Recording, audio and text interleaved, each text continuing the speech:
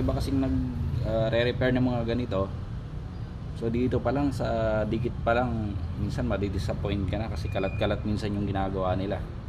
Okay, moment of truth, let's go. Okay guys, meron tayo ditong isang pair ng sneakers. So ito yung World Balance na syndicate. So ito binigay lang sa atin to ng isang kaibigan natin. So dahil matagal lang na-stock to, matagal lang hindi nagamit, so binigay na lang sa atin. Diyan lang may konti siyang problema. Dahil sobrang tagal na niyang hindi nagamit, na-stock na lang. So nag-expired na yung kanyang factory glue. So wala na.